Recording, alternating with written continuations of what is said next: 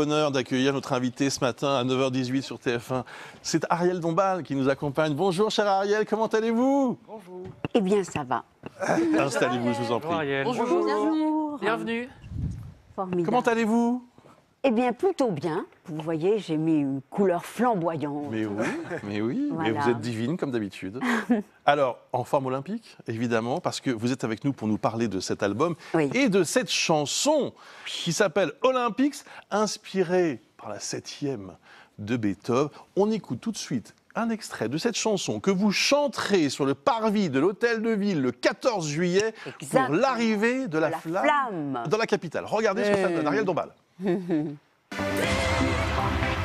Paris soit une fête avec tous ces athlètes qui comme un trésor d'une pluie de médailles d'or au stade à Saint-Denis, la Concorde en Tuileries et Prague dans les forts de l'Amérique.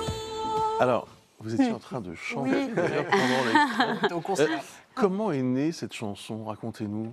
Eh bien, c'est une ode à l'intérieur, n'est-ce pas, d'un album qui s'appelle Iconics, Absolument. qui est un hommage, un exercice d'admiration aux femmes. Je me suis penchée sur les femmes championnes et la difficulté qu'ont eu les femmes à entrer dans les Jeux Olympiques. C'est vrai. Parce que, voilà, M. Coubertin disait on ne va pas abîmer les Jeux Olympiques avec des femmes. Alors j'ai commencé à créer cet hymne pour les femmes, pour les athlètes. Mais ensuite, je me suis dit, on aime les hommes aussi, on aime les champions. Donc il est devenu gloire à Paris et à cette joie que nous avons d'accueillir ces Jeux Olympiques. Et pourquoi cette musique-là? Pourquoi avez-vous choisi cette Parce que j'ai voulu- inspiration? Moi, je viens du classique Oui. déjà, c'est-à-dire tout ce qui est Rameau, Bach, Handel, Purcell, le conservatoire de musique, que j'ai cette base classique. Et j'ai fait ça souvent, d'utiliser des instruments modernes, contemporains, enfin, avec des mélodies classiques. Et là, j'ai pris un morceau, l'ouverture de la 7e symphonie, parce que je voulais quelque chose qui soit un hymne, qui vous porte. Il y a une cadence musicale qui est exaltante. Alors, vous citiez à l'instant donc cet album Iconics, donc je vous propose d'écouter d'autres extraits de cet album. Regardons ensemble. You are plastic, you're feministic, you are so mystic, we are terrific. I am dramatic, I am exotic, I am ecstatic, you are iconic. Guns are forever, throw one up and then caress it, touch it, smoke it and undress it. I can see every part, nothing hides in the heart to hurt me. Fever in the morning, a fever all through the night. Sun lights up the daytime, moon lights up the night. Voilà, donc c'est quelques extraits.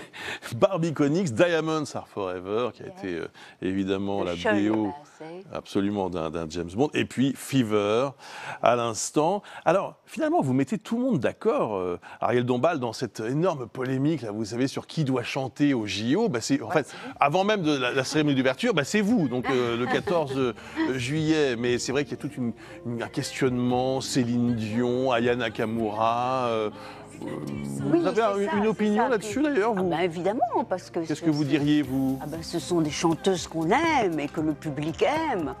Donc, oui, alors évidemment, je pense que pour Céline Dion, c'est un tout petit peu plus compliqué. Et j'étais peut-être comme vous, j'ai vu ce reportage sur elle et cette fatale maladie. Mais Aya Nakamura, c'est formidable. Oui. Et donc, mais est-ce qu'il y a encore des polémiques? Non, je ne suis pas sûre. Si. On est passé à autre chose. On est passé à autre... oui, on a d'autres polémiques. On a d'autres polémiques. Voilà. Mais ces Jeux Olympiques, ça s'accompagne toujours c'est tout de même tellement euphorisant.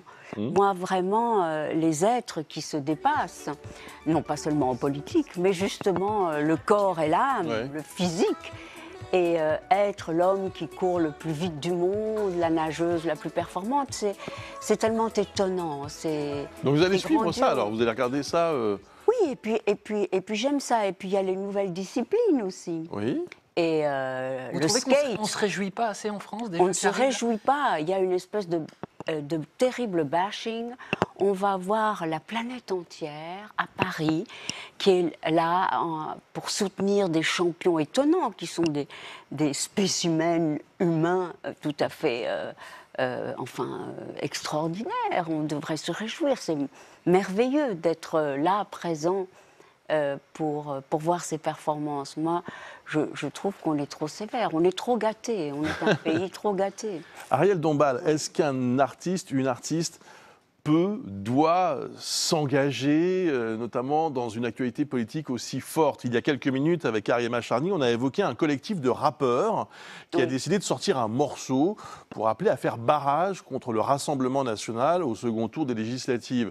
Quelle est votre position à vous? Quelle est votre logique? Vous dites, finalement, quand on est artiste, il faut qu'on soit un peu en retrait parce que c'est le public qui décide, ou au contraire, vous avez envie de faire passer un message? Eh bien, vous savez, bon, les artistes, c'est tout de même un peu le ciment de la société. Mais on est aussi des êtres un petit peu à part, parce qu'on est des funambules, toujours entre la fiction, les performances, on est vraiment dans un cosmos particulier. Mais ce n'est pas pour ça qu'on est insensibilisé au monde qui nous entoure. Donc moi, j'aime bien les artistes qui s'engagent. Je n'ai pas encore écouté les rappeurs, mais je suis sûre que c'est bien. C'est avec un champ lexical différent, essayer de faire passer des messages. Et donc, ça me semble bien de s'engager. Et vous le feriez?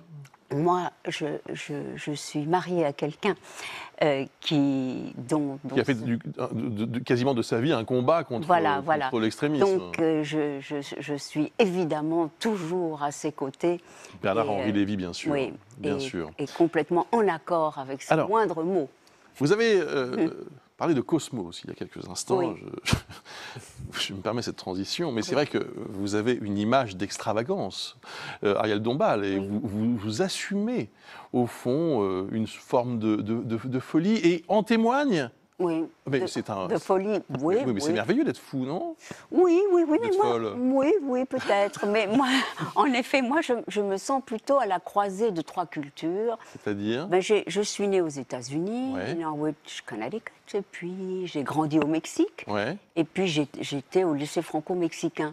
Donc le fait est que je me sens surtout à un carrefour de pluralité de cultures. Mais voilà. ce que j'ai dit, juste avant que vous arriviez d'ailleurs sur ce plateau, j'ai dit que ce qu'on aimait chez vous, c'est que vous assumez au fond tout. Oui. Et d'ailleurs, en témoigne une archive que nous avons retrouvée. C'était sur TF1 il y a quelques petites années. Vous êtes invité à raconter un petit peu ce que vous faites, notamment dans un célèbre hôtel parisien où vous aimez nager. Alors regardons ensemble ces images si vous voulez bien. Qu'est-ce que ça va être? Mais non, mais j'ai peur. Mais non, pas du tout. Bernard-Henri et moi, on adore la vie d'hôtel. C'est l'anonymat de la chambre d'hôtel. Je viens ici pour me reposer, lire des scénarios, être au calme. Et puis je descends nager à la piscine et voilà, et c'est formidable, quoi. La piscine de 16 mètres sur 7, taille exceptionnelle pour un bassin intérieur, se fond dans le décor gréco-romain. Et sous l'eau, musique classique, s'il vous plaît. Bonjour Michel. Eh bien, Ça va bien? Michel, alors, un petit thé de chine Chine. fumée avec du lait. S'il vous plaît.